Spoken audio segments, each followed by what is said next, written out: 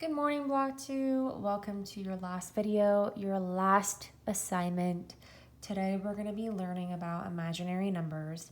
Yes, there are imaginary numbers in math. It's not too much that I'm making you do today. It's a lot of the same stuff that you do with normal numbers, except we're going to be dealing with negatives under the square root. So this entire time of math, you were told that you cannot have a negative beneath the square root because you can't take the square root of a negative number, which is totally true. It still holds true. It's just that now we're going to be able to deal with it. So we're going to just be learning about imaginary numbers. When imaginary numbers have an extra number on the end, like a regular real number, it's called a complex number. So that's why your notes are called imaginary and complex numbers. But we're going to go over that in this part. So as long as you have a printout or line paper and you write down every single thing that I'm doing, you have the same work, and you do the assigned on your own problems, then you get full credit for these notes. Let's get started. So the imaginary number I, in math we call it I for imaginary. Let me pull these up. Is defined as the square root of -1. So I equals the square root of -1. The reason why we choose the square root of -1 is because any single number can be turned negative if you multiply it by -1. So that's why we just focus on root -1, and we can use that to simplify all other negatives under the square root. Therefore, I squared, that's a squared, is the same thing as root -1 squared. So squared and square root cancel each other out, and you're just left with a -1. So I did say that in general, I follows the rules of arithmetic. So combining like terms, adding, subtracting, multiplying, dividing. There's just one last step that you do need to do to simplify is anytime you have an I squared, it turns into a -1 because root -1 times root -1 is -1. I'm going to make this look like a squared. There you go. Okay, numbers written in the form a plus bi, the sum of a real number, 3, 4, -10, 100, other than 0, and an imaginary number. So bi is always an imaginary number because I is imaginary and I can have coefficients. So 3i, -2i, 10i, 15i. Those are called complex numbers because it's a combination of a real number and an imaginary number. Each complex number has a real component, which is a, and an imaginary component, which is bi. So some examples would be like 3 plus 2i. 3 is a real number, 2i is an imaginary number. You can also have like 1/2 minus I. 1/2 is a real number. -1i is an imaginary number because it has the I. So let's do some examples where you're going to simplify, and then you're going to have on your own examples as well. Let's see, I had already assigned what you're going to do on your own, and I couldn't remember. I didn't circle them. So you're going to end up doing this one on your own. Okay, so use the definition of I to simplify each radical. So when you simplify radicals with negatives, it's the same thing as when you simplify radicals with just regular numbers, but there's this extra step of the root -1. So the first thing that I want you to do for these is I want you to take out the -1. So what I mean by that is -4 is the same as 4 times -1. So root 4 times root -1. If you multiply these, you just get root -4. So I know that I split them apart correctly, right? Because when you have two radicals that are being multiplied, you can just multiply their innards and keep them under the radical. So now you just simplify. Root 4 is the same as 2. And root -1 is the same as I. So the square root of -4 is the same as 2i. You're actually going to do this one on your own too. So number 2 is very similar to number 1. Try it, take out the -1, and then simplify. Anywhere you see a root -1, you should be replacing it with I. Okay, now here's where we get to these. So same thing, I'm going to take out my -1. So -48 is the same as 48 times -1. Keep them both under the root. Now, square root of 48, that's not a whole number like the square root of 4 is. So you have to find the largest perfect square that is a factor of 48.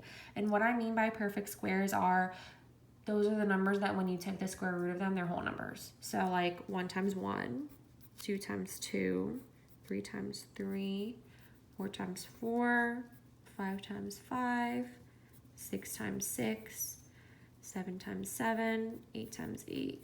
9 times 9, I'm going to end at 100, but you know, there's more. 11 times 11 and all that. What is the largest one that is a factor of 48? I think it's 16. You can always use a calculator. So 48 divided by 16. And I know that's the largest one because nothing more fits into 3. Nothing more is a factor of 3. So 48 can be split into root 48 can be split into root 16 times root 3.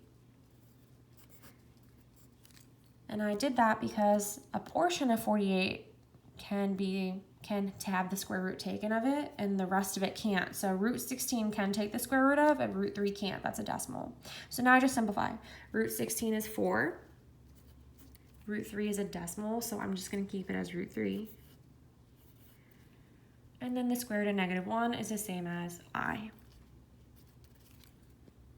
Square root of -48 is the same as 4i root 3. If you have any questions, you can ask me on Google Classroom or below in the comments. So I want you to try 4 because that's similar to this one. So take out the negative, find out the largest one of these that's a factor of 128, and just keep breaking down and simplifying. Okay, now we flip over and let's do some operations with the imaginary numbers. So you kind of just treat I like X. Combine like terms with all 4 operations. The only difference is anytime you see an I squared, you have to simplify to -1 and simplify even more.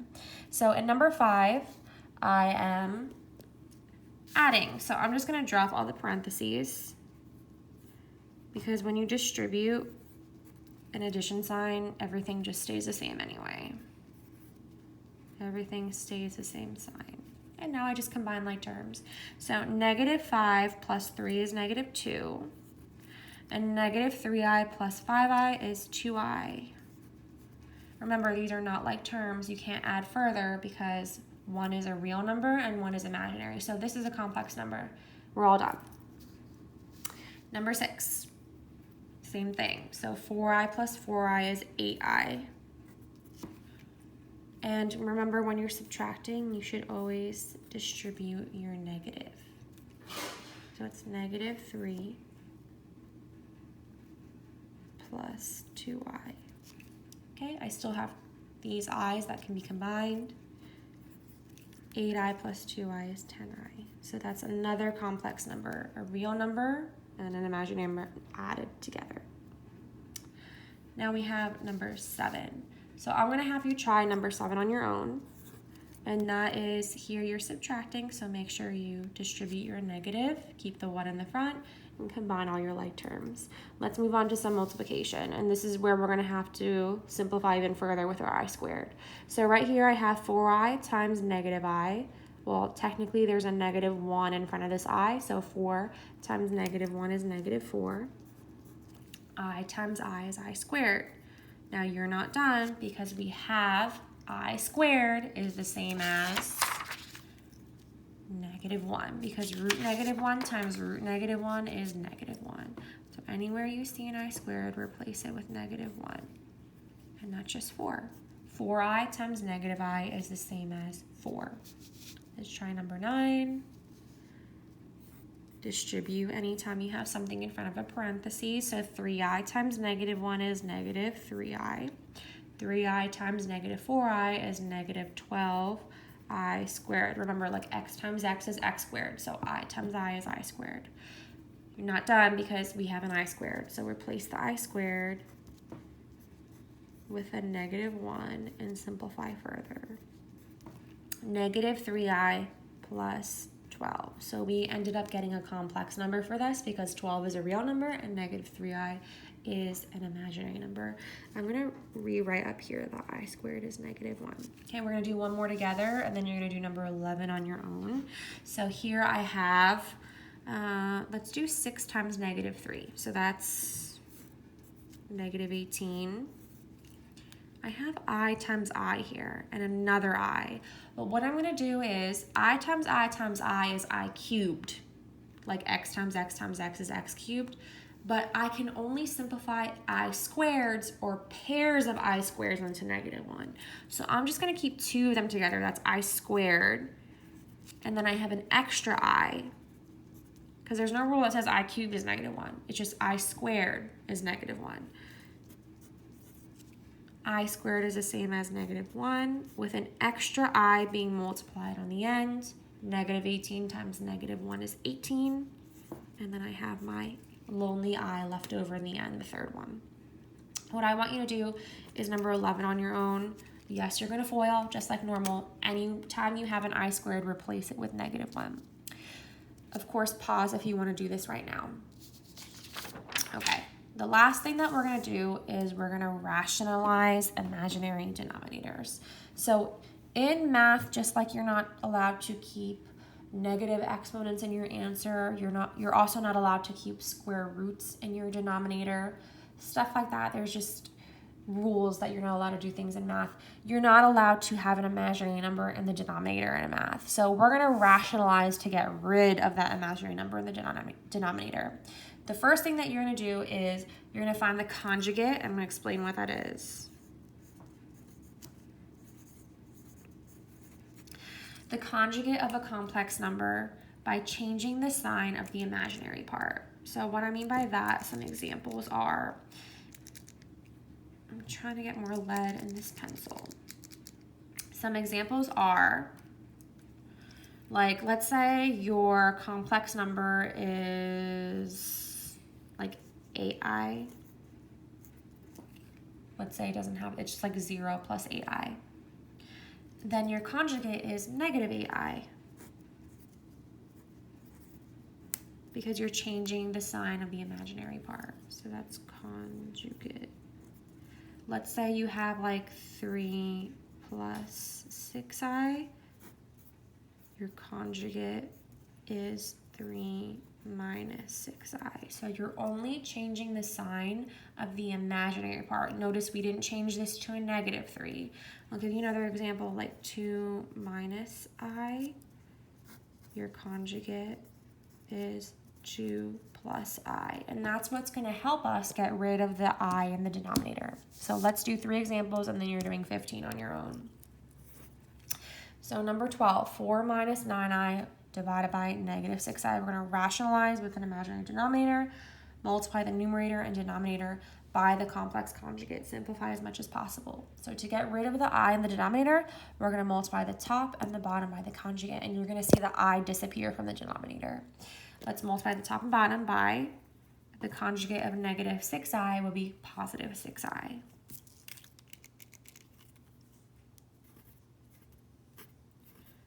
So multiply the top and bottom by 6i over 6i. You're allowed to do this in math because 6i over 6i, something divided by itself in math, is always 1. So essentially you're just multiplying this by 1, but it's a different format. 6i over 6i, we're going to change the format and get the I out of the denominator. So what you do when you multiply fractions is you just multiply across. So yes, you're going to have to distribute your 6i to the 4 and the negative I. 4 times 6i is 24i. Negative 9i times 6i is negative 54i squared. And then we have negative 6i times 6i, that's negative 36i squared. And your same rule of any I squareds simplified to negative 1 still applies. So I have an I squared in the numerator and an I squared in the denominator. I'm going to replace both of those with a negative 1.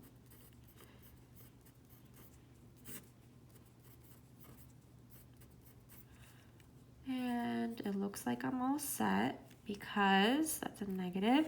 Negative 54 times negative 1 is positive 54. And negative 36 times negative 1 is 36. And I did get my I out of the denominator because anytime you multiply an I with an I, it turns to negative 1 And then when you multiply, it ends up being a real number. So we successfully got I out of the denominator. The last thing that you need to do is just simplify your fractions. So if 24, 54, and 36 are all divisible by the same number, it's probably just 2. Yeah, I'm going to divide everything by 2.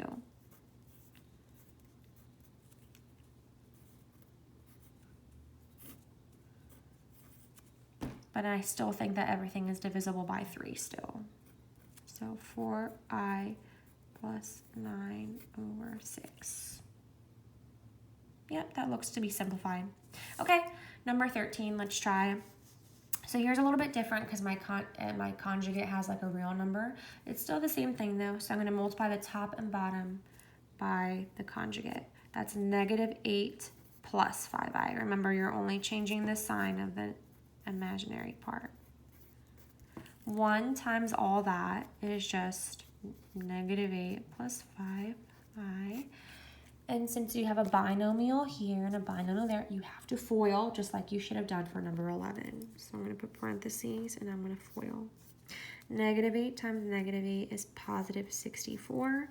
Negative 8 times 5i is negative 40i. Negative 5i times negative 8 is positive 40i. And negative 5i times 5i is negative 25i squared. It's like, wow, there's still i's in the denominator, but remember, we need to simplify.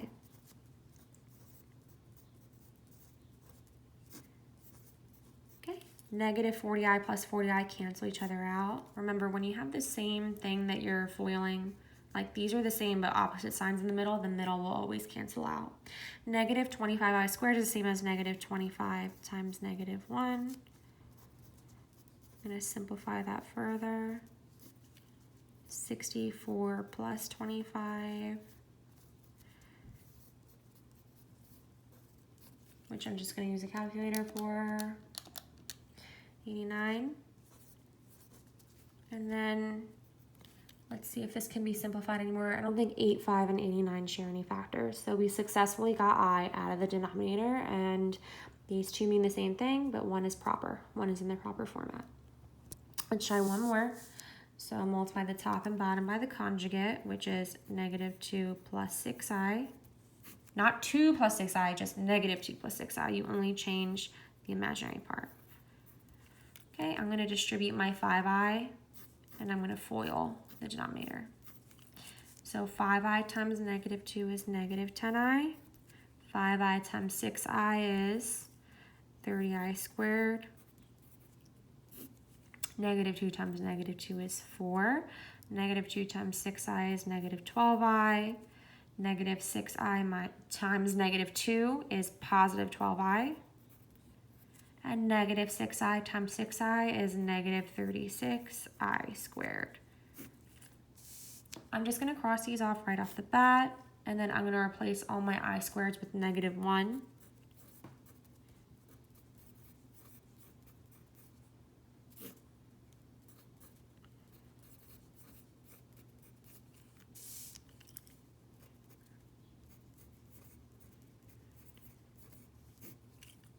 This is the same as 4 plus 36. I'm going to bring that down. 4 plus 36 is 40. And all these are divisible by 10. Ooh, where did my I go? It's supposed to be right here. Everything's divisible by 10. I'm just going to divide all of these numbers by 10. That's negative I minus 3 over 4. You just drop all the zeros. So again, these two mean the same thing, but this is the proper format because we got rid of the I. They turned into negative 1s in the denominator, and of course this canceled out. Okay, if you have any questions, please post to Google Classroom. Don't forget that you're doing 2, 4, 7, 11, and 15 on your own. So post the entire notes, PDF pictures onto the posting on Google Classroom. Let me know if you have any questions, and you're done if you don't have any makeup assignments or you're not redoing any because you didn't get 100% on them, okay? Bye.